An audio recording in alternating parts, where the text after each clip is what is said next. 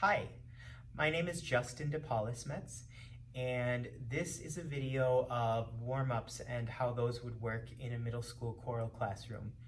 Now, usually I would be doing these with students, and obviously that's not the case right now.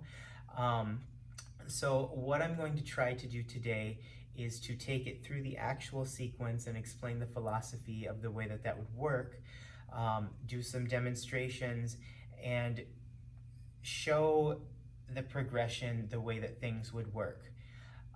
So I kind of have an order that I do things in, and it all relates to the rehearsal material that we would be doing that day. So we would begin with a focus exercise. After that, we would work on some air things, some breathing. From there, we would move to some vocalizing, beginning with small range things and moving up to larger ranges to really get our voice warmed up. And following that, we would do some diction and articulation. So I usually have a singing bowl, a Himalayan singing bowl that I would use for the focus exercise. I don't have access to that right now, but I have this resonator bell. So what I would ask for students to do is to, if they feel comfortable, close their eyes. Some students don't feel as comfortable. Sometimes you need to build up a relationship before they do. But to listen for the sound of the bell. And when the sound is all gone, when the sound has completely stopped ringing, I would ask for them to raise their hands. It works better if they can close their eyes because they're really focusing on listening and also not watching for hands around them. So I would ring it 3 times and it would work like this.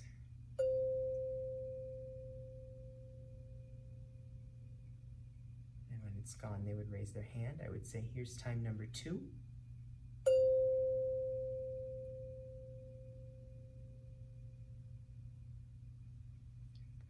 number 3.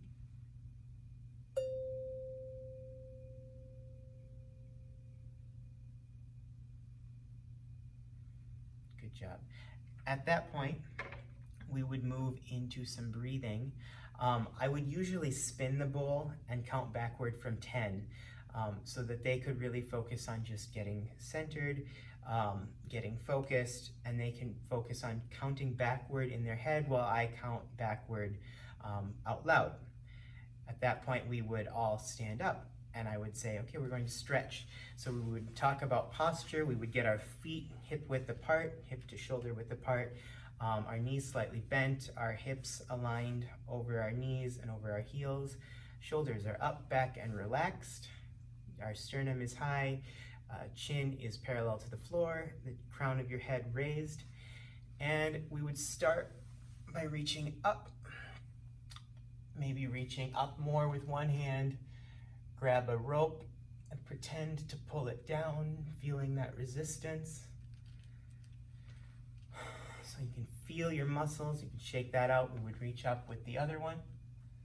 Stretch from the tip of the finger that's up all the way down. Grab the rope and pull it down. Great job. We would go up, squeeze our shoulder blades together. Do that a second time. Okay. We might shake a foot, shake the other foot, reach across. This would generally go a little bit slower than this. Also, I tend to not talk very much during warm-ups. I find that that really helps to focus if they have to watch rather than listen. When I talk more, I find that kids also want to talk more, but when I talk less, then it's easier for them to not focus because they can rely on what they're hearing and they can do something else. We would do 3 shoulder rolls to the back. Then we would do 8 counts. So I would start with my right foot, then my left, then my right hand, and my left hand, and I would shake it. 1, 2, 3, 4, 5, 6, 7, 8. 1, 2, 3, 4, 5, 6, 7, 8. 1, 2, 3, 4, 5, 6, 7, 8. 1, 2, 3, 4, 5, 6, 7, 8, and 7. 1, 2, 3, 4, 5, 6, 7. 1, 2, 3, 4, 5, 6, 7. 1, 2, 3, 4, 5, 6, 7. 1, 2, 3, 4, 5, 6, 7. 1, 2, 3, 4, 5, 6. 1, 2, 3, 4, 5, 6. 1, 2, 3, 4, 5, 6. 3, 4, 5, 6, all the way down to 1. And it kind of gets fun as they get down to 1. At that point, we would do some explosive consonants. So I would do an echo. I might say t, t, t, t, and they would do t, t, t, t, p, p, p, p, k, k, k, k, sh, sh, p, k, p, k. And they would notice that as we do that, it starts to sound a little bit like we're beatboxing, which is kind of fun. So we might layer some patterns on top of each other. This is the only time that I'm going to cut out of this video. I'm going to insert a little clip of what it would look like if we would mix 4 of those parts together. So I'm going to do that right here.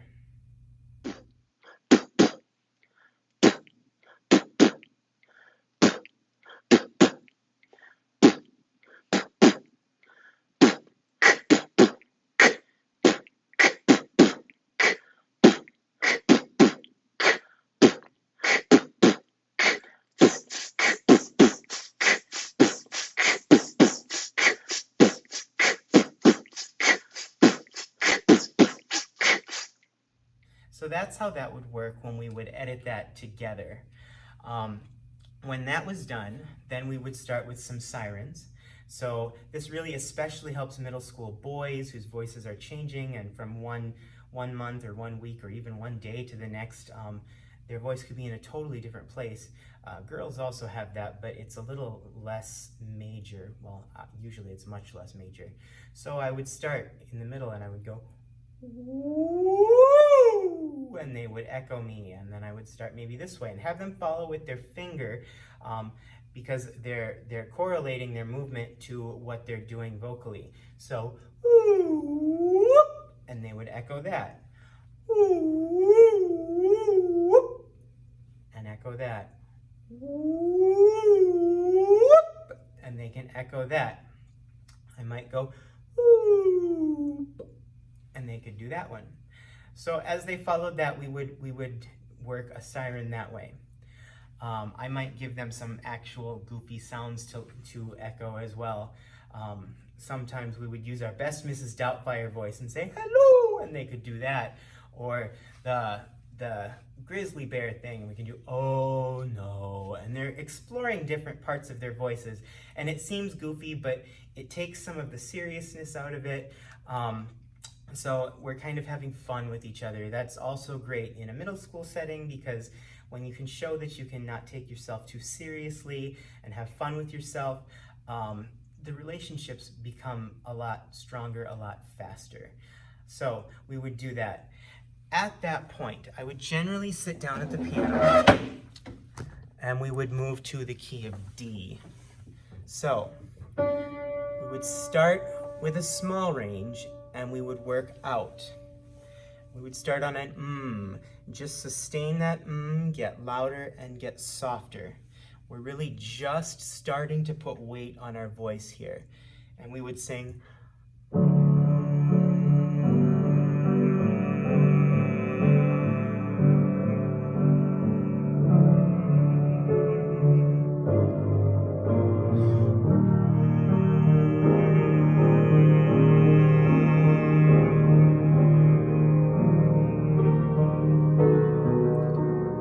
to an ooh.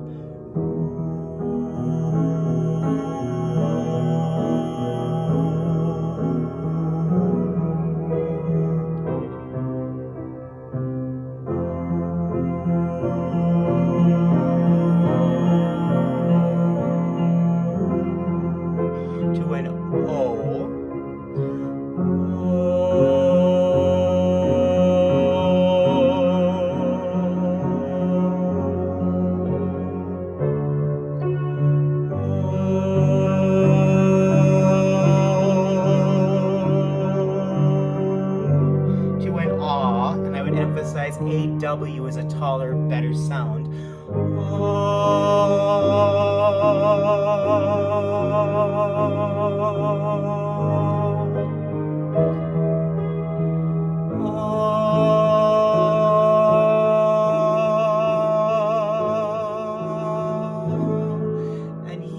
Like I said, I don't like to sing with them.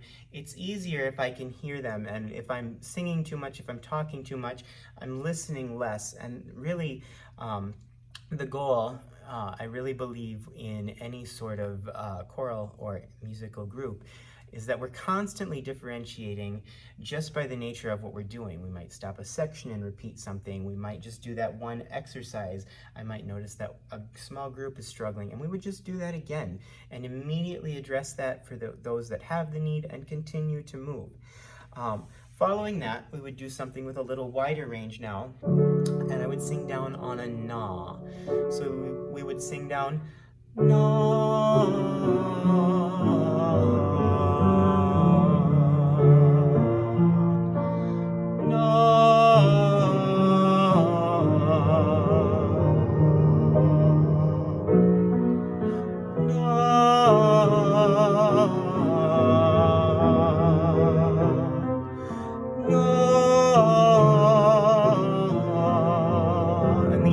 Get the sound started, which is nice, but then they can drop their jaw, and I might open it to a no,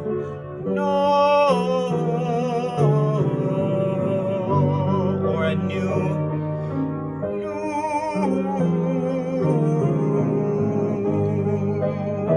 however I wanted to make it work.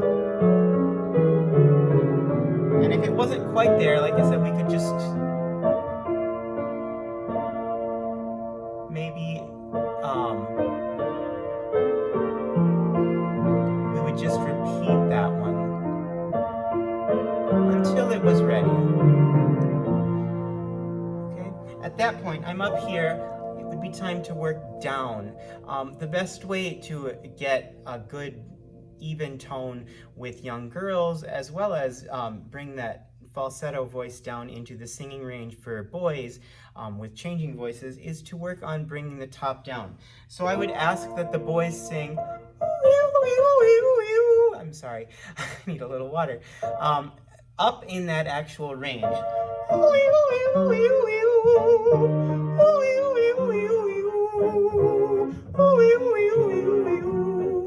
The girls would do it in that actual range. And the idea would be to carry it as low as you can before you switch to your chest voice.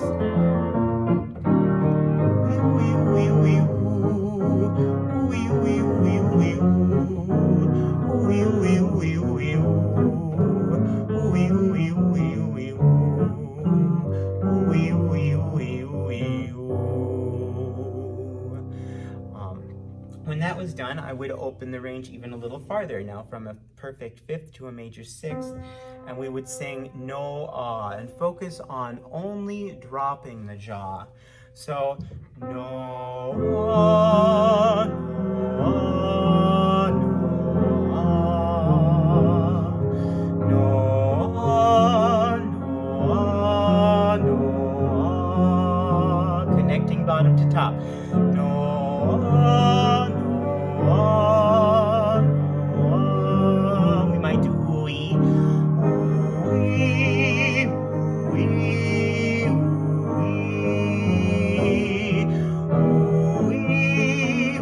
ooey,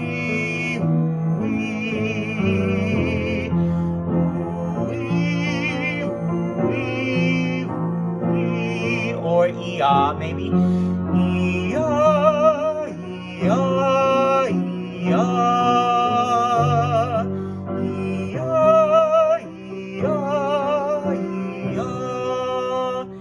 And right about there, we would open it to a full octave, ooh, oh, ah, eh, e. So,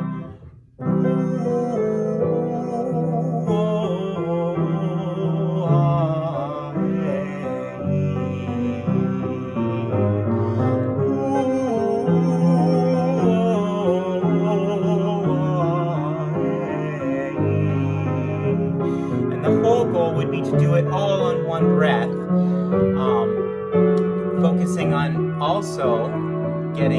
breath support. So we want it all in one breath with nice tall connected vowels.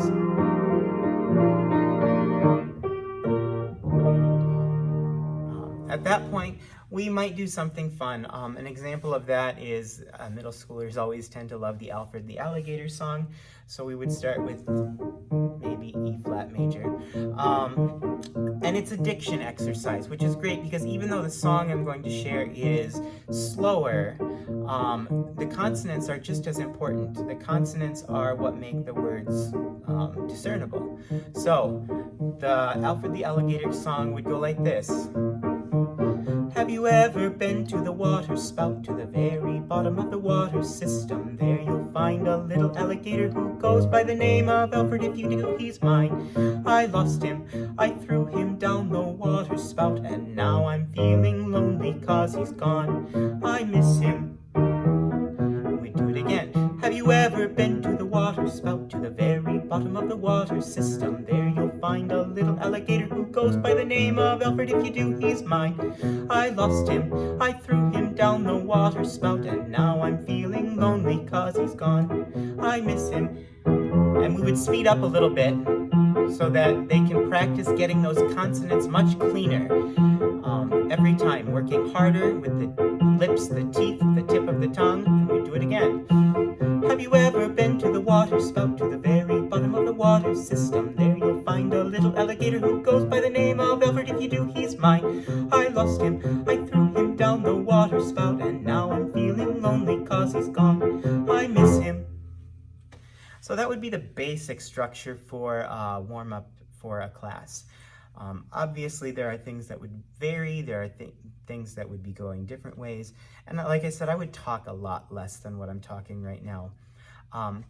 But it would relate to preparing the music. The song that I've chosen to share this afternoon is In Flanders Fields, written by John Jacobson and Roger Emerson. Roger Emerson arranged this piece. This is an SAB arrangement, but he's arranged it for many voices. So there's a two-part version that I did successfully with sixth graders a few years ago. It would be neat in a middle school setting for one grade, but it would also be neat in the application of teaching each grade their version of it, something that worked well for them, and then having them sing it together as a mass piece. Another unique version or unique use of this would be this particular piece works really well as like a Veterans Day program or something like that because of the meaning of the text. In Flanders Fields was based on a 1919 poem by the poet James McCrae, and in it he talks about the former country of Flanders, which is around modern-day Belgium. Flanders was very war-torn for centuries. From the Crusades all the way through World War I, there were many battles and ultimately many deaths there. So McCrae, in his text, talks about the poppies that blow between the crosses in the cemeteries. So as I said, that would be a really neat application for a Veterans Day program or something like that. Another unique use of this piece would be that you could do a cross-curricular unit with a social studies teacher. Maybe they're talking about World War I, and you could reinforce that with the repertoire that you put in your choral classroom. So there's a lot of neat applications. One final note about this is that from a musical perspective, a unique part of this piece is the use of the fermata, which is used throughout. The fermata, the hold, is a really cool way to build communication between conductor and choir because they have to be watching to get the hold, the release, and the re-entry. So a lot of unique uses for In Flanders Fields, a lot of things to be learned. I'm going to be singing all of the parts in this, so I'll start by playing the introduction and singing the melody, which would be the soprano line. It's written as a solo. After that, I'll flip down to the alto. Following that, I'll go to the baritone, and I'll end with the melody in the soprano line. I'll identify those as I sing. So this is In Flanders Fields by Roger Emerson and John Jacobson.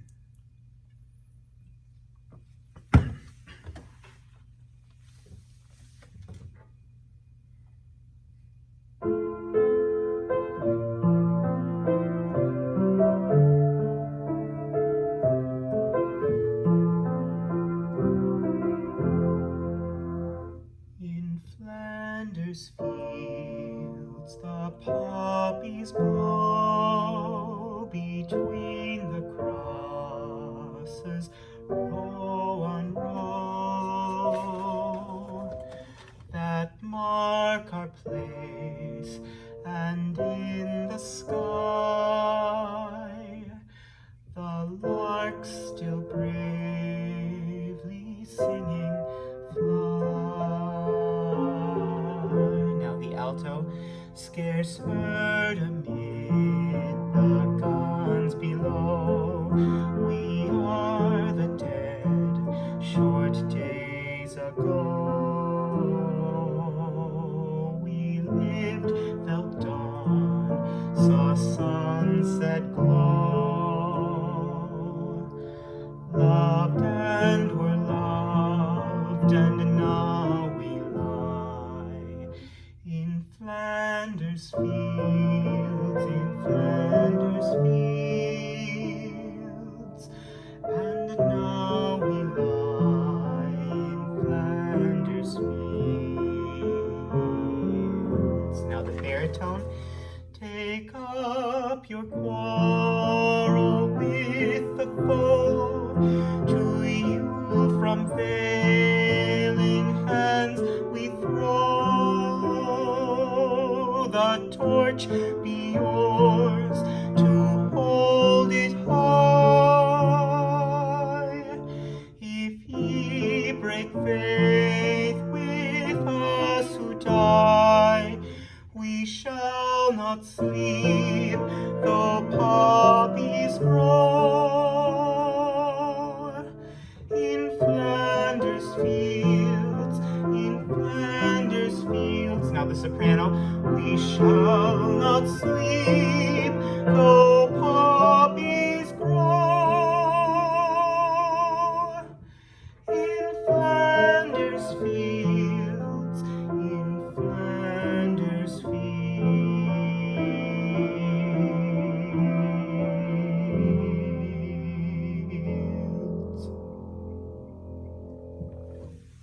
Thank you.